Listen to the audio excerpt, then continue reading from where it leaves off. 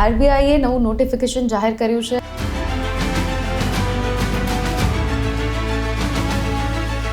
આ યાદીની અંદર સૌથી મહત્વનું નામ છે ટાટા સન્સનું. એ શું કામ છે એ આ વિડીયોમાં આપણે જોઈએ.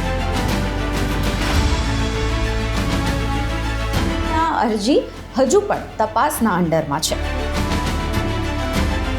વાત કરીએ કે આ જે નવા નિયમો છે એ વધારે સ્પષ્ટ એમણે કર્યા છે. આરબીઆઈએ એના ઉપર એક વખત નજર કરી લઈએ.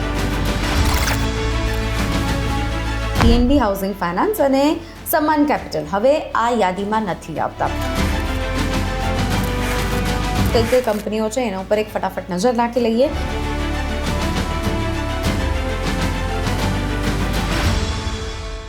તો વાત કરીએ આરબીઆઈના નવા નોટિફિકેશનની. આરબીઆઈએ નવું નોટિફિકેશન જાહેર કર્યું છે અને તેમના એનબીએફસીઝના અપર લેયરની એક યાદી જાહેર કરી છે. હવે આ યાદીની અંદર સૌથી મહત્વનું નામ છે ટાટા સન્સનું. એ શું કામ છે એ આ વિડીયોમાં આપણે જોઈએ. સૌથી પહેલાં તો આ નોટિફિકેશન શું છે એના ઉપર નજર કરી લઈએ.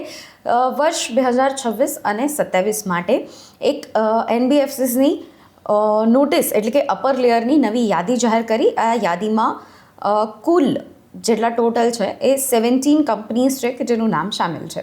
હવે ટાટા સન્સ શું કામ આમાં મહત્ત્વનું છે? સૌથી પહેલાં તો આરબીઆઈના જે નિયમ છે એ અનુસાર કોઈ કંપની અપર લેયરમાં આવે છે એટલે કે સામેલ થાય છે તો એણે 3 વર્ષની અંદર તેનો આઈપીઓ લાવવો જરૂરી છે. જ્યારે એની સામે ટાટા સન્સ એ પ્રાઇવેટ કંપની છે અને એને પોતાનો આઈપીઓ નથી લાવવો. બરાબર. હવે એના માટે કંપનીએ શું રસ્તો અપનાવ્યો છે એ જોઈએ. શેરબજારમાં લિસ્ટિંગથી બચવા માટે એણે તેમનું નામ દેવું જે છે એ ચૂકવી નાખ્યું અને આરબીઆઈ પાસે તેણે એનબીએફસી કોર ઇન્વેસ્ટમેન્ટ કંપની એટલે કે CICની અંડરમાં પોતાનું રજિસ્ટ્રેશન કરવાનું કહ્યું અને એ રિક્વેસ્ટ કરી એટલે કે એ અરજી કરી. હવે એની સામે આરબીઆઈનો નિર્ણય શું આવ્યો એના ઉપર એક નજર કરીએ. આરબીઆઈએ એવું કહ્યું છે કે આ યાદીમાં ટાટા સન્સનું નામ સામેલ તો રાખ્યું છે પણ એની સાથે એ સ્પષ્ટતા કરી કે રજિસ્ટ્રેશન રદ કરવાની જે અરજી છે એના ઉપર કોઈ પણ નકારાત્મક અસર આનાથી નહીં પડે અને આ અરજી હજુ પણ તપાસના અંડરમાં છે. એટલે કે જો આરબીઆઈ ટાટા સન્સની રજિસ્ટ્રેશન રદ કરવાની અરજી જે છે એ મંજૂર કરી લેશે તો ટાટા સન્સ લિસ્ટિંગના જે આ નિયમો છે એનામાંથી એ મુક્ત થઈ શકશે.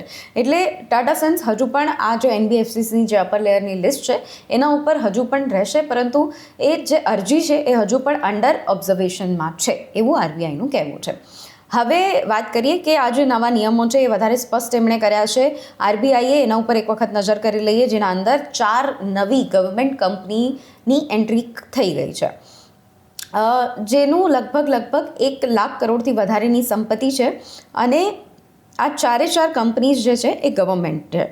પહેલી કંપની આરઈસી, બીજી પાવર ફાઇનાન્સ કોર્પોરેશન એટલે કે પીએફસી, ત્યારબાદ આઈઆરએફસી એટલે કે ઇન્ડિયન રેલવે ફાઇનાન્સ કોર્પોરેશન અને હુડકો એટલે કે housing and urban development company. આ 4 કંપની જે ગવર્મેન્ટ છે જેનું સંપત્તિ જે છે 1 લાખ કરોડથી વધારેની છે એટલે આ નવી એન્ટ્રી આ એનબીએફસીઝની યાદીમાં સામેલ થઈ ગઈ. હવે વાત કરીએ પીએનબી હાઉસિંગની અને સમાન કેપિટલની. કારણ કે હજુ પણ આ બંને જે નવા માપદંડ છે એટલે કે નવા જે સ્ટ્રક્ચર છે એમાં હજુ પણ એ નથી આવી રહ્યા. આ જે નવી પદ્ધતિ સુધારવામાં આવી છે એના અનુસાર પીએનબી હાઉસિંગ ફાઇનાન્સ અને સમાન કેપિટલ હવે આ યાદીમાં નથી આવતા.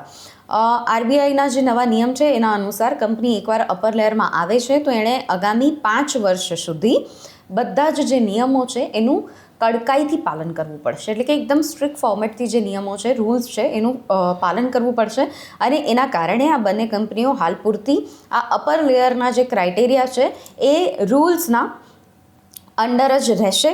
એટલે એના માટે આ બંને કંપનીઓ આ અપર લેયર એટલે એનબીએફસીનું જે અપર લેયર છે એમાં ધ્યાનમાં રાખવાની રહેશે. હવે આ અપર લેયરની ટોટલ 17 કઈ કંપનીઓ છે એના ઉપર એક ફટાફટ નજર નાખી લઈએ.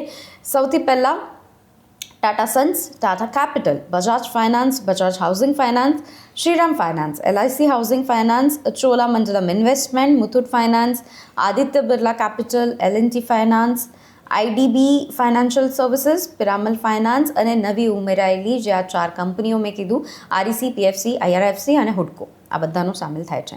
એટલે કે સિમ્પલ લેંગ્વેજમાં કે દેશની જેટલી પણ નાણાકીય સંસ્થાઓ કે કંપનીઓ જે બહુ મોટી છે, જો તેમને કંઈ થાય તો આખા નાણાકીય તંત્રમાં નુકસાન પહોંચી શકે છે અને તેમના ઉપર બેંક જેવા જેટલા કડક નિયમો છે, કેપિટલ શરતો છે અને જે ડિસ્ક્લોઝર છે એ લાદવામાં આવે છે. એટલે કે ટાટા સન્સ માટે આ નવા નિર્ણય છે. જ્યાં સુધી આરબીઆઈ તેમની અરજી પર આખરી નિર્ણય નહીં લે ત્યાં સુધી આરબીઆઈએ આ પોતાના જે કડક નિયમો છે એના અંડર, એના નજરમાં, એના ઓબ્ઝર્વેશનમાં રાખશે. એટલે આરબીઆઈની આ નવી યાદી એના ઉપર આપણી નજર રહેશે.